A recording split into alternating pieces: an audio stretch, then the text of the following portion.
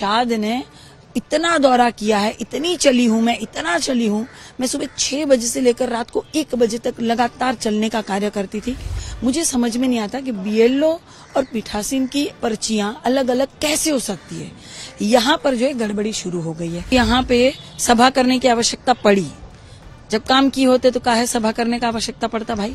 और मुझे पता है सरकार एक छत्र राज यहाँ कर रही है, तो एक छत्र राज के कारण ये सारी गड़बड़ियां वो करेंगे, इसलिए करेंगे कि उन्होंने कुछ किया तो है नहीं। निषाद की बहू आ गई है ना, तो निषाद जो है उनको वोटर ये समझते हैं, सिर्फ वोटर समझते हैं। निषादों के लिए कोई कार्य नहीं करेंगे, निषादों को आरक्षण नहीं देंगे, निषादों के घर के कूड़े कचरे नालियां वैसे ही बदबूदार भरी रहेगी, निषादों के बच्चे पढ़ नहीं सकते, उनको नौकरियां नहीं, उनको रोजगार नहीं। निषाद सिर्फ वोटर है मुख्यमंत्री जी के लिए। यूपी में नगर निकाय चुनाव के लिए आज पहले चरण का मतदान हो रहा है।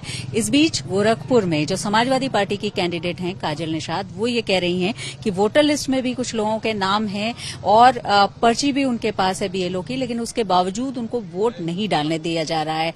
काजल जी, ये जो बात है क्या है, क्योंकि आप कह रही हैं कि उनको वोट नहीं डालने दिया जा रहा है? हाँ, मैं आपको बता रही हूँ बाबू, एक मिनट होता है।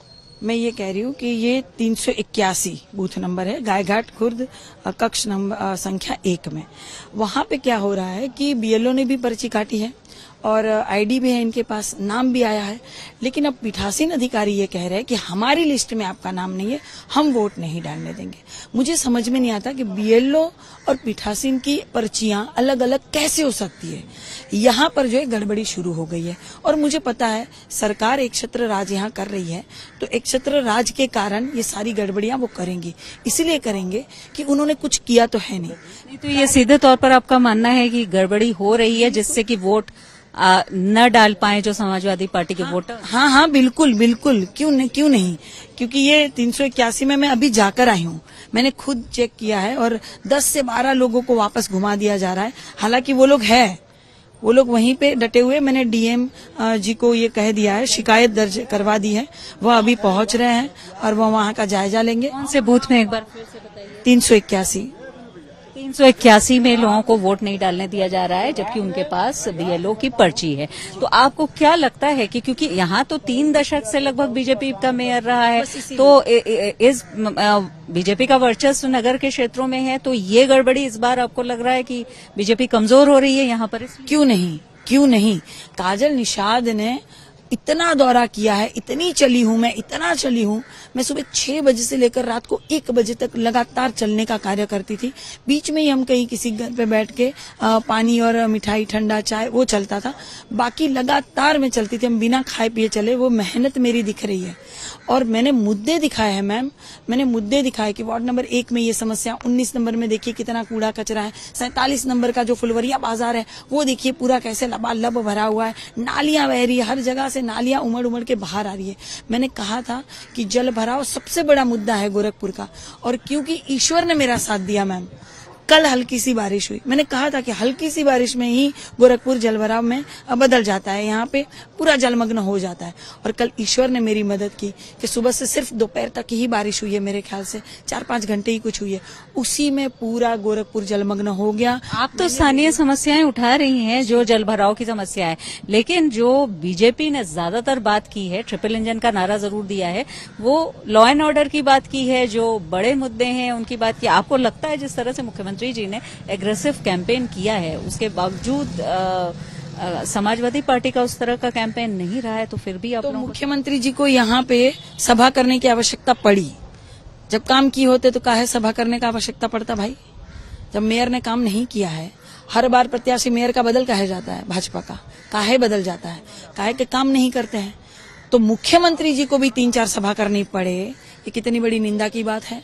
दूसरी बात इसीलिए भी की कि एक तो काम नहीं हुआ है, काजल निषाद लाइव वीडियो में दिखा रही है, जल भरा हुआ तो लाइव वीडियो दिखाती है, तुरंत 1,03,000 लोग तुरंत देखते हैं, जुड़ते हैं मेरी आईडी से तुरंत। अभी तो और पता नहीं कितने, और एक वीडियो मेरे 14, 15 लाख लोग देखते हैं, मैं विदेश से विदेश देखते, मैं समस्याएं दिखाती हूँ, लाइव दिखाती हूँ। कल जल भरा हुआ, मैंने लाइव वीडियो जहां थी वहीं से खड़ा कर दिया, देखा पूरा इतना घुटने तक, मैं खुद पानी में ही थी, पूरा घुटने तक पानी, वो जितना नाली था, जितना कचरा था, घरों में जा रहा है, दुकानों में जा रहा है, तुर्कमानपुर में मैं थी, लकड़े का कारोबार करते हैं व्यापारी, पूरी लकड़ियां उनकी भीग रही है। ये समस्या दिखा कौन रहा है? काजल निषाद। इसलिए मुख्यमंत्री जी को 3-4 सभा करने की आवश्यकता। अच्छा, ये लेकिन जो बीजेपी का कहना है कि वो उनके वोटर्स यहाँ पर। दूसरा कारण सुन लीजिए, दूसरा कारण जो है माफ कीजिएगा, आवाज बैठ गई, लगातार बोली हूं तो। दूसरा कारण इसीलिए भी उन्होंने इतने सारी सभाएं की मुख्यमंत्री जी ने, निषाद की बहू आ गई है ना, तो निषाद जो है उनको वोटर ये समझते हैं, सिर्फ वोटर समझते हैं। निषादों के लिए कोई कार्य नहीं करेंगे, निषादों को आरक्षण नहीं देंगे, निषादों के घर के कूड़े कचरे नालियां वैसे ही बदबूदार भरी रहेगी, निषादों के बच्चे पढ़ नहीं सकते, उनको नौकरियां नहीं, उनको रोजगार नहीं। निषाद सिर्फ वोटर है मुख्यमंत्री जी के लिए।